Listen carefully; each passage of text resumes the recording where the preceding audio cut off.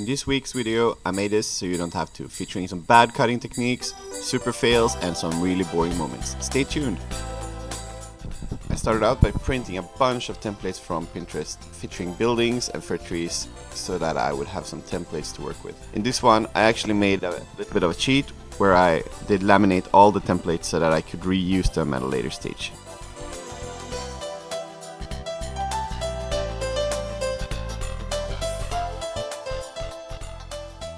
That part was really boring, but when we came to this stage, that was really good because the templates didn't get squishy when I was trying to do this.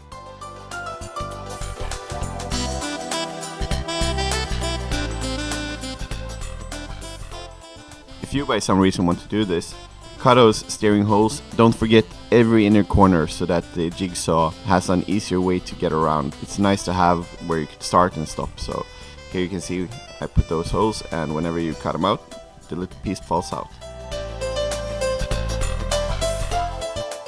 When starting out with this project, I was not considering the amount of really tight corners and hard jigsawing. If you are planning to do this for next year, just keep in mind this takes a lot of time. I had to move around these quite large boards around my workshop and they didn't really fit, so here I'm kind of destroying my garbage bin, which I built. And here is the first fail. Watch out, don't do that, because when you're cutting the roots of the trees, the tree gets jiggly and very easy to fall off. Yeah, that sucked. I figured I will have to reattach it, and I did that with my nail gun. After doing that, I realized it would actually be easier to cut these ones on a bandsaw and then just stick them to the back. It doesn't really show in the end.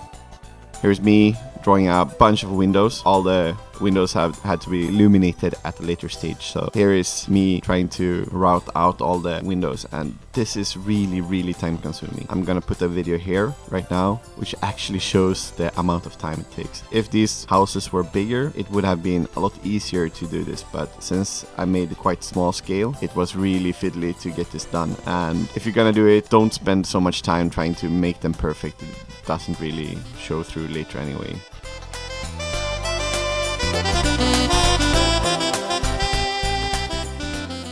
Here's me trying to mock up the mountains in the back of the village. A lot of jigsawing. It's very time consuming. I think at this stage we're up in 3 or 4 days, and here is a perfect TikTok moment. Of course, me painting the houses and everything white because it should look snowy. Right around here I was figuring, don't I have a bigger brush? I must have a bigger paint roller somewhere. Looked around all the boxes in the entire garage, didn't find anything. Continued with my super tiny roller, continuously thinking about where is that big roller, because I'm sure I have one. I am certain I bought one last year and it has to be somewhere. Spending time looking around, finding it, finally. This actually cut the painting process in half. If you're gonna do it, get a big roller or a spray gun. I'm also using exterior paint, house paint for this, which is maybe a bit of a waste since I'm only painting one side. I don't know if these boards will survive to next year. But in my defense, these boards were actually taken from a construction site where they had done a concrete pour, and they used them to walk on the concrete while it was settling. So they were planned to be thrown away anyway, so this is actually kind of recycling something that was about to be thrown away. This part is made with a staple gun where I stapled down all the LED lights. This is one way to do it. I think this was a little bit scary because if I had stapled through the cable, I most likely would have destroyed the cable or made the electrical connect bad. I did this very carefully. It looks like it goes very fast here, but I think this video was like half an hour or something before I sped it up. Of course, since I already put one panel out, I knew that I made all these panels too big, and then I cut it after putting on the cables.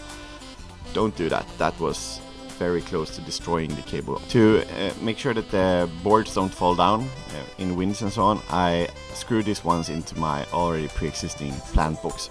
Just to give you a sense of size, I video myself carrying these boards out, and they are 3.6 meters long, which is quite significant. So that was really hard to jiggle around, and well, that's what happened when you don't plan your sizes properly. Here's me trying to fix another mistake. I'm actually attaching these by 2x4s in the back, so there's a gap between each panel. And here is another mistake. I broke one of the fir trees. That was not my intention, and I did not notice up until right around now, which of course led me to try to nail it down. Didn't work, so I put a screw through. And there we go, it's done. If you like this, please comment, tell me what you liked the most, what you didn't like, and have a Merry Christmas and a Happy New Year's, guys. I think this will be the last video for the year, so I really hope you have a good one, and bye for now.